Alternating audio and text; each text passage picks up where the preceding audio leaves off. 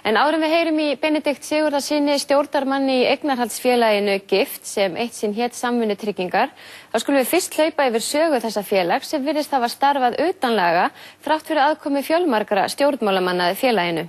Það ljóst að félagið mun ekki geta greitt út þær fjárhæðir sem sjóðsfélögum var lofað fyrir ári og ásakanir eru uppi að Samvinnutryggingum hafi verið beitt til að styðja við viðskiptablokk tengda S-hópnum og Helgi Seljan tekur nú við.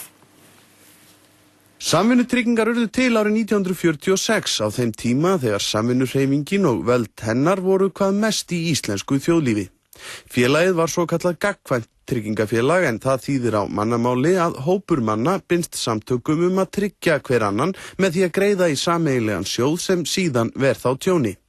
Stofnfé kom frá Sambandi íslenskra samvinnufélaga. Með þessum hætti söfnuðu einstaklingar upp eign í félaginu ef félagið yrði lagt niður. Félagið var þó rekið í óbreyttri mynd til ársins 1989 að Samvinnutryggingar og Brunabótafélag Íslands hófu sameiningu undir merkjum VÍS. Þegar þarna var komið sögu voru einstaklingar sem tilkall áttu til félagsins rúmlega 50.000 sem lætur nærri að vera 7. hvert mannsbarn á landinu. Fyrirtæki voru rúmlega 1.000. Árið 2004 var ákveðið að stjórn félagsins sem hafði verið í höndum 24 manna fulltrúaráðs sem skipað var af stjórn Sambands íslenskra samvinnufélaga myndi framvegis skipa sig sjálft. Þetta virðist hafa verið gert án þess að aðalfundur Sambands samvinnufélaga hafi gert við það nokkrar athugasemdir. Árið 2006 var hlutur Samvinnutrygginga í VÍS seldur og greitt fyrir með bréfum í Exista og á þessum tímapunkti hefði að margra mati átt að skipta félaginu upp og jafnvel enn fyrr að sögn viðmælenda Kastljós.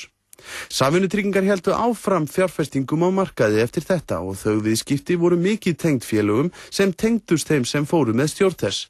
Til dæmis í Kaupþingi banka sem Þórólfur Gíslason, stjórnarformaður Samvinnutrygginga og kaupfélagsstjóri í kaupfélagi Skagfirðinga ásamt Finni Ingólfssyni höfðu verið eigendur að við einkavæðingu Búnaðarbankans. Einnig tók félagið þátt í kaupum sem fólu Finni meirihluta eign í Icelandair með aðstoð Samvinnutrygginga. Þau viðskipti urðu seinna ásamt umdeildri sölu á bréfum félags í eigu kaupfélags Skagfirðinga í Exista tilefni deilna í stjórn sem að sögn heimildamanna lyktuðu með því að Þórólfur Gíslason sagði af sér stjórnarformennsku. Engar samþykktir voru gerðar fjárfestingastefnu Samvinnutrygginga þrátt fyrir að það hafi verið umfangsmikið í milljarðaviðskiptum og engar siðareglur voru heldur til í samþykktum félagsins. Eftir að ákveðið var að slíta félaginu fyrir ári héldu þessi viðskipti áfram og þannig herma heimildir Kastljós að á meðan félagið hafi verið í slitameðferð hafi félagið tekið 20 milljarða króna lán til að fjármagna hlutabréfakaup í Kaupþingi. Eins ótrúlegt og það kann að virðast ekki hafa verið í gildi nein lög sem kváðu á slit á félögi eins og Samvinnutryggingum og þannig útborgun til eigenda. Fjármálaeftirlitið hafnaði ítrekkuðum beiðnum afskipti af félaginu þegar rétthafar í því leituðu svara við fjármunum sem þeir töldu að væru í höndum fulltrúaráðsins og stjórnar og ætti að vera búið að skipta upp. Það bar engan árangur. Að sögn fjármálaeftirlitsins sem hefur eftirlit með tryggingafélögum samkvæmt lögum var félagið ekki lengur tryggingafélag og það því ekki á borði fjármálaeftirlitsins á nokkurn hátt. Ekki hefur þótt ástæða til þess að Alþingi breytti þessum lögum og því hefur félagið að því virðist verið nokkurs konar eyland utan laga. Þetta verður kannski enn furðulegra ef litið til þess að forræði á slíkri lagasetningu ætti að vera í höndum viðskiptaráðuneytisins. Einkum og sér í lagi ef haft í huga að á síðustu árum hafa ekki færri en 3 fyrrverandi og verðandi viðskiptaráðherrar setið í fulltrúaráði Samvinnutrygginga. Þau Finnur Ingólfsson, Valgerður Sverrisdóttir og Jón Sigurðsson, öll ráðherrar Framsóknarflokksins.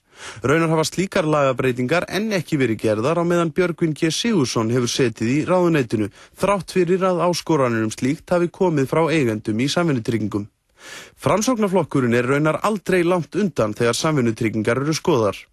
Þar má finna fyrrum þingmenn flokksins, fulltrúa í ráðum og nefndum flokksins. Ef rennt yfir lista yfir þá sem setið hafa í fulltrúaráði Samvinnutrygginga einnig ljóst að þar hefur ekki verið leitað langan veg að fulltrúum.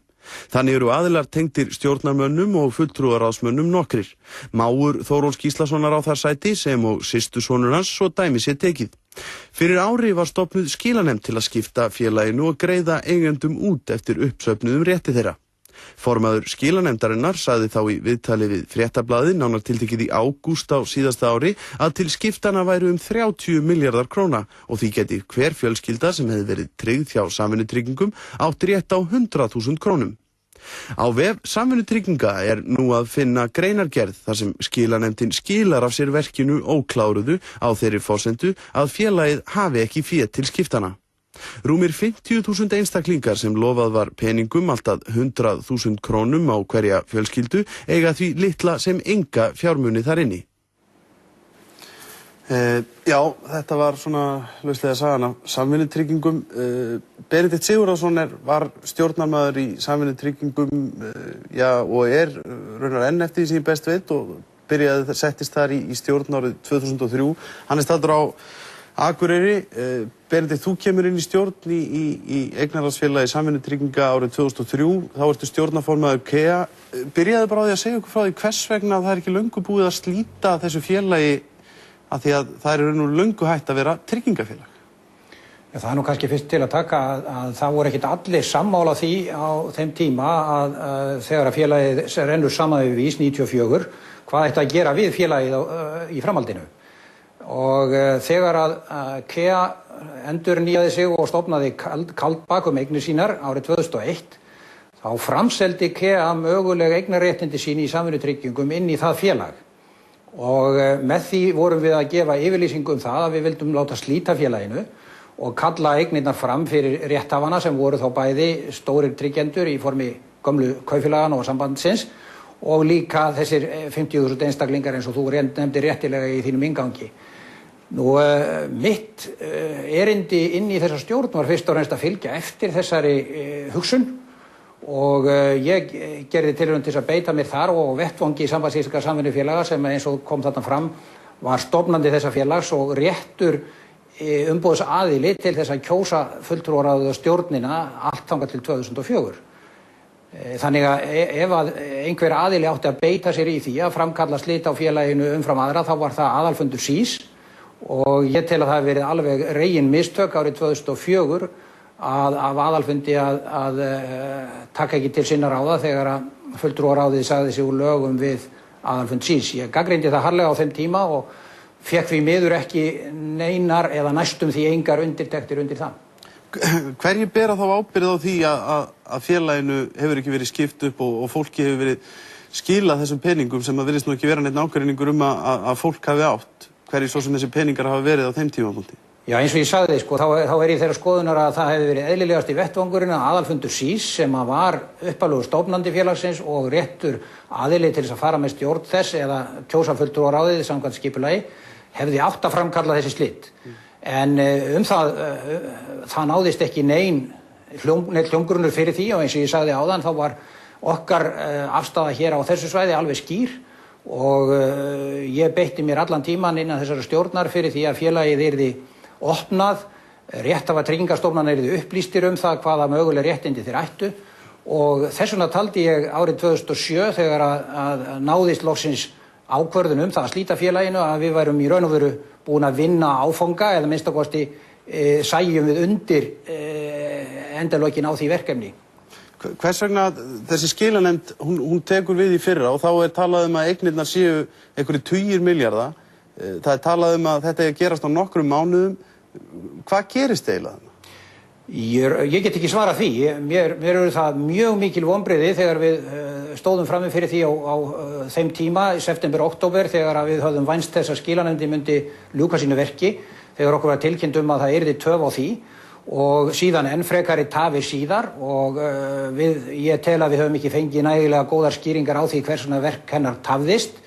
En á sama hátt þá skulum við líka hafa það í huga að Samvinnutryggingar voru tiltölulega lítið félag með takmarkaðan fjárhag á árunum 2001-2002.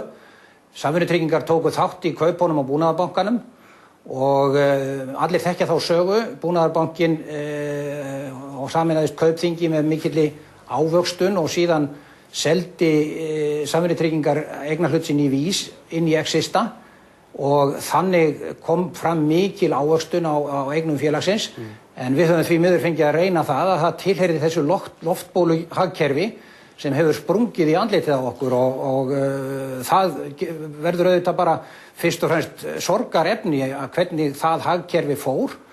En þessar væntingar sem gefnar voru í júní árið 2007, þær voru að mínum mati gefnar af góðum hug vegna þess að við töldum að við værum að fara að skipta þessum eignum og færa þær réttum eigendum. En sko, bendir ekki margt til þess að félagið hafi einfaldlega verið notað, menn hafi nýtt sér þessa fjármuni sem þarna voru til þess að styrkja við ákveðna viðskiptablokk sem að tilheyrir þessum SOB. Ég meina, þeir menn sitja í þessu fulltrúaráði, sitja stjórnarformaðurinn einn af þeim sem kaupir þennan búnaðarbanka og þessi menn hafa verið virkir í viðskiptum síðan. Félagið hefur nú aldrei komið við sögu þar. Er eitthvað óeðlilegt að álykta sem svo að þetta félag hafi gagngert verið notað til þess að styrkja stöðu þessara manna? Þú getur kallað það auðvitað ýmsum nöfnum, hvort þú kallar það að nota það eða hvort að félagið hefur verið þáttakandi í ábatasömu viðskiptum með þessum hætti. Það er ekkert leyndarmál að S-hópurinn svo kallaði var myndaður, við getum sagt, utan þennan kjarna sem að gamli samvinnuarfurinn færði og skildi eftir. Ávöxtunin sem ég var að nefna áðan kom fyrst og fremst út frá þeim viðskiptum og hafi félagið verið notað eins og þú áður það, þá leit út fyrir að félagið verið að hagnast mjög vel á því. En bara aðeins að þessu, stjórnmálamenn hafa líka tengst þessu og ráðherrar sem að hafa verið yfir bankamálum og þar að leiðandi viðskiptum eins og að raki hérna í inngangnum áðan. Því að þú segir að þú hafir beitt þér mikið fyrir því að félaginu er slitið. Áttir þú ekkert samtöl við þessa ráðherra að það þyrfti hugsanlega að koma lagaumgerðin í kringum þetta félag í eitthvað farveg? Ég hef átti samskipti við Jón Sigurðsson, fyrrverandi bankamálaráðherra og þegar meðan hann sat inn í stjórn Samvinnutrygginga. Hann sat þar þegar ég kom þangað inn og mér var kunnugt það að hann var mjög áfram að leita leiða til þess að slíta félaginu með skynsamlegum og skilvirkum hætti. Ég sendi honum ekki neitt erindi með formlegum hættin, ég heldur Valgerði Sverrisdóttur sem á undan honum sat og heldur ekki núverandi bankamálaráðherra. Ég hef eins og átt samskipti við þau öll og ég veit að það eru allmargir fleiri sem hafa samskipti við þau og allavega einhverjum þeirra hefur verið mjög vel kunnugt þetta lagalega tómarúm sem að ekki krafðist þess með nægilega skýrum og skilvirkum hætti að slit færi fram þegar félag hættir starfsemi sinni eins og í þessu tilfelli. Ég er þeirra skoðunar að það hefði átt að slíta félaginu strax 1994. Allavega þegar að félagið hætti síðan að fást við tryggingastarfsemi sjálft, alveg í síðasta lagi og þá í allra síðasta lagi á árinu 2006. En engu að síður þá fagnaði ég því að það skyldi nást niðurstaða í því að því ég taldi í júní 2007.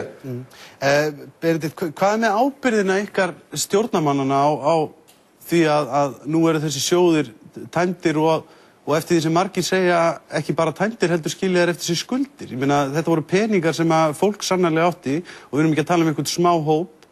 Þetta eru 50.000 einstaklingar sem að borguðu þarna inn í þetta tryggingafélagi í góðri trú og var svo talið trúum að þeir ættu þarna inn í peninga. Berið þið ekki ábyrgð á þessu? Eflaust berum við ábyrgð sem stjórnarmenn og það er þannig að menn hafa, meðan menn taka ákvarðanir í góðri trú, þá eru þær reynast þær ýmist vel eða illa. Á sama hátt eins og stjórnarmenn félagsins tóku ákvörðun fjárfestingar sem að gáfu góða ávöxtun, þá tóku menn greinilega líka ákvarðanir sem að leiddu til hins vera, en það er alveg af og frá að reikna með því að hægt sé að kalla stjórnarmenn í samvinnutryggingum til ábyrgðar á bankahruninu. Það er í sjálfu sér alveg út í loftið. Hins vegar er ég þeirra skoðunar að við öll sem höfum komið á þessum málum í gegnum aðalfund SÍS á árum áður, mörg ár, við höfum ekki staðið okkur nægilega vel, hvorki við sem vorum þeirra skoðunar að þetta slíta félaginu við að vinna því fylgi og ég er þeirra skoðunar að almennt séð þá hafi samvinnuhreyfingin ekki ennþá gert upp við þennan arf sem að varð eftir við, við skulum segja endalok gamla SÍS eins og við þekktum það sem eldri erum. Benedikt, takk að kærlega fyrir spjallið.